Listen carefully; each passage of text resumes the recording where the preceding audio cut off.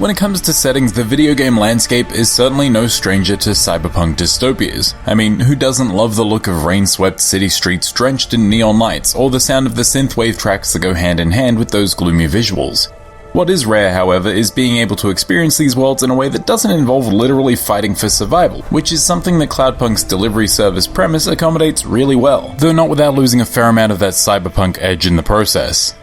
Cloudpunk takes place in the city of Nivalis and puts players in control of Rania, an outsider who takes a job as a delivery driver in the city in order to pay off her outstanding debts. The game follows her first night on the job as she travels between the layers of Nivalis, delivering packages and experiencing the literal and figurative divisions between the population firsthand. The game's writing is at its best when it indulges in world building, as Cloudpunk has plenty of cool and unique ideas to bring to the table, whether we're talking about corporations run entirely by a staff of androids all named Mr. or Ms. Anderson, or a community of survivors living entirely in the vents of the massive metropolis. These neat ideas facilitate plenty of cool side stories, but the game's overarching plot leaves a little something to be desired. Without spoiling anything, you get the sense that there are deeper mysteries unfolding in Nivalis from an early stage, but they so rarely intertwine with the far more interesting side stories of the game.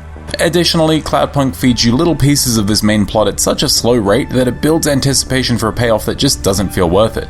I think the game's writing is more successful when dealing with the usual cyberpunk themes of corporatization and classism, though I'm not sure it actually has all that much to say. It's also not particularly subtle. If you didn't pick up that the layered structure of the city reflects the societal divide between the upper and lower class, then the cartoonishly foppish nature of the city's elite will most likely hammer that home for you. On that note, the game's occasionally heavy-handed writing is reinforced by voice acting, which varies in quality throughout. The majority of Cloudpunk's characters are brought to life through solid performances, such as Rania and her AI dog companion, who give off a very earnest and likable vibe, but it's not uncommon for some citizens of Nivalis to come off as over-the-top or absurd. On the other end of the scale, there are a handful of characters who just kind of sound bored, which deflates certain scenes entirely. The synthwave soundtrack, on the other hand, is solid throughout, and though it often takes a backseat to the dialogue or ambience of the city, it's always a joy to hear the music shift to the forefront of the audio mix. In terms of its overall visuals, Cloudpunk is much more consistent, on top of being really unique. I can't think of many other recent games that utilize a voxel art style, and combined with the moody, neon-splashed color palette, the game really leaves an impression. I can't say that I'm particularly fond of the little voxel character models, which come off as just a little odd looking, but that's offset by each character's portrait art, which tends to be much more detailed and full of personality. But the real star of the game is Nivalis itself, and the city features a surprising amount of variety when it comes to its locations, thanks to shifts in architecture between layers or neat environmental features such as the flooded lower levels of the city.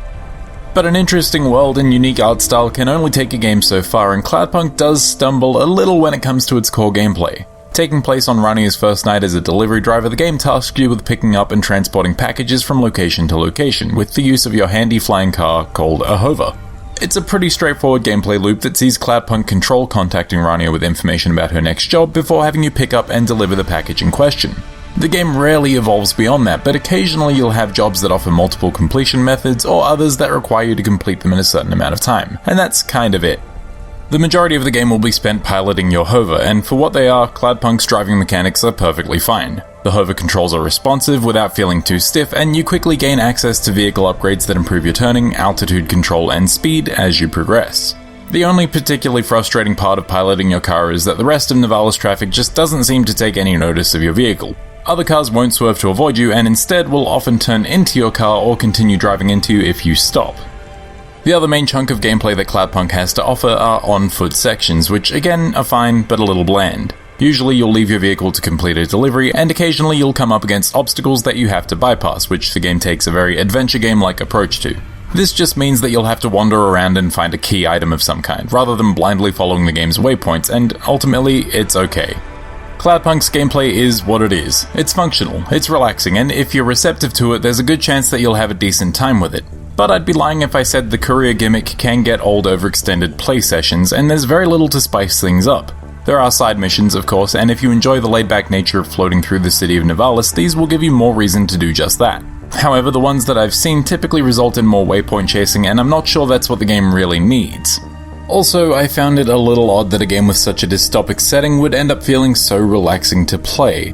Now, don't get me wrong, I do enjoy the laid-back vibe that Cloudpunk landed on, but it doesn't fit super well with the setting or narrative, and at the end of the day, the gameplay lacks tension. We're told that Rania is deep in debt, but money for hover upgrades and fuel is barely ever an issue. We're told that Nivalis' corporate police force are strict authoritarians, but outside of scripted sequences, they never really mess with you. Thanks to the game's safe, unchallenging gameplay, the cyberpunk elements that Cloudpunk utilizes wind up feeling kind of hollow. Tonal issues aside, Cloudpunk also has to contend with a handful of performance problems. During my playthrough on PS4, I experienced intermittent screen tearing and frame rate drops, but much more common was the game stalling as I would load into a new area. Every single time I would transition between layers, Cloudpunk would hitch so badly that I often thought the game had crashed. Now this is by no means a game-breaking issue, but it was a regular annoyance that had me mildly dreading any job that would send me to a different section of the city. At the end of the day though, Cloudpunk is good. Though the driving and delivery-focused gameplay might wear a little thin over longer play sessions, Cloudpunk's moody visuals and interesting world combine with the mechanics to make for a unique, laid-back experience. It's held back a bit by some wildly varied voice work, regular performance issues, and a lack of tension to back up that cyberpunk style, but I think this futuristic courier adventure is one that's worth experiencing so long as you know what to expect out of it. Cloudpunk is available on PC, Xbox One, PS4 and Nintendo Switch, though maybe look into that Switch version a little bit more before committing to it.